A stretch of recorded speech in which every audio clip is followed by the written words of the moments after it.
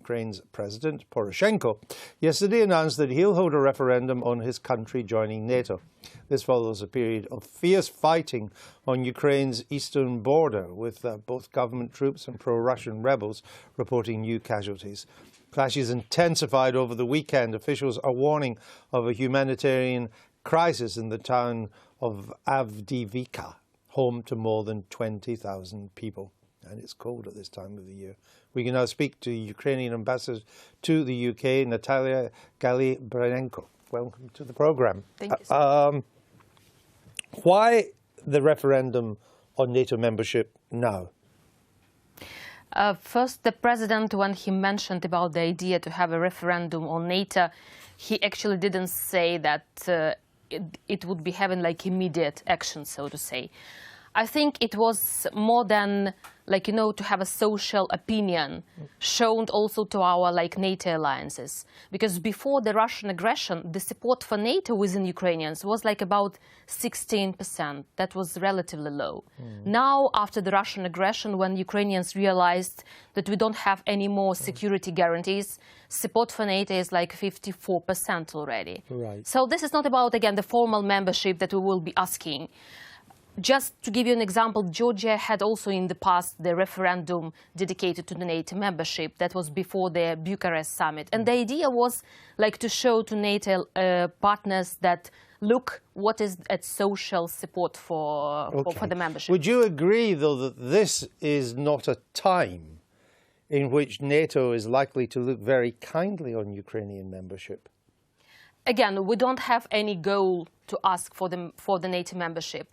Also like to confirm my words, even in the law stipulating Ukrainian priorities of foreign policy, it is provisioned that we will be seeking tighter cooperation with NATO according to NATO standards. Again, no sentence about formal membership now. So, aren't you just prodding the bear with a big stick by doing this? You mean Russian Federation? Correct. I will respond in this way, that I think that for the 23 years, all previous Ukrainian leaderships were trying to do everything just not to irritate Russians.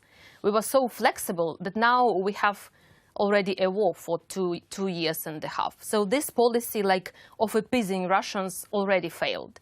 And I do believe that the politicians, they are elected in order to implement the will of their population. If the population would like to see some time in the future Ukraine in NATO, I think it should be implemented. Given that there are already some doubts among existing NATO members, particularly in the Baltic states, but also some of the East European countries, some doubts about America's commitment under Mr. Trump to enforcing NATO obligations, particularly the famous Article 5 obligation to help someone else who is another member who is invaded. It's unlikely that a Trump administration is going to jump to add Ukraine under the nuclear and the NATO umbrella. Isn't that right?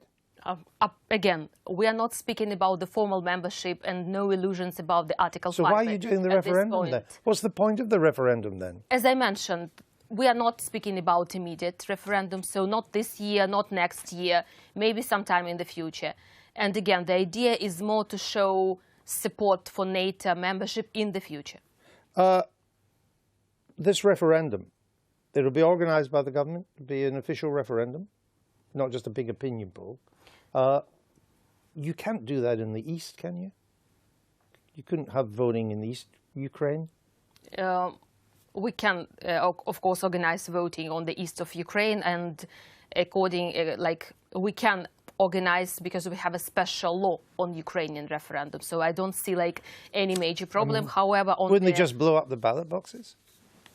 I mean, it's kind of lawless in the East at the moment, Again, isn't it? this is too premature to speak about such details. Again, this is a general idea to have at some point a referendum. All right. And I don't think that so we haven't got a timing for the referendum? Absolutely, no timing at all. Very well. What do you make of this? I think it underlines the anxiety there is out there about the balance of power in the world, about the influence of Trump, about the vulnerabilities of those countries that are in Russia's orbit. We all wait to see how Donald Trump will play this. Indeed, we will. Well, whatever the result of the referendum, you can be guaranteed, I'm sorry to say at the moment, NATO will not touch Ukraine's desires with a proverbial messy stick, simply because if they do accept Ukraine, you immediately have a hot war with Russia under Article 5. NATO will have to go to war and repel Russia from eastern Ukraine. There is a view, you will be familiar, Ambassador, now, that has grown in recent years in Western Europe and even the United States, that in the aftermath of the collapse of the Soviet Union, that NATO and the European Union were too keen to push their influence eastwards, too keen to involve the East European states and Ukraine and Georgia and so on, and that provoked the Russians to begin to take stronger action because they regard this as their near abroad, and here was the West pushing in to what they regarded as their sphere of influence. And that is why any possibility of NATO membership for the foreseeable future, I would suggest, is unlikely. Yeah, but I have just the opposite view. I think that Ukraine, just on the contrast, it was miscalculated and misvalued by the EU and NATO.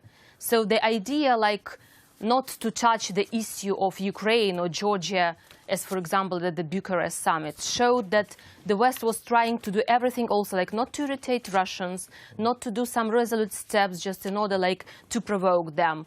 And now, without this provocation, without any clear commitments to Ukraine for formal membership in the EU or NATO, we have a war in Ukraine provoked by the Russian Federation. And it's getting worse. And it's getting worse. As you mentioned in your words about Avdiivka, we have a city on the edge of humanitarian crisis.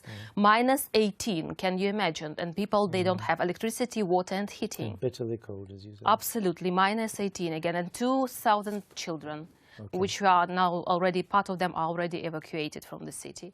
Ambassador, we'll leave it there, but thank you for coming in today and going through this issue with us. Thank you so much.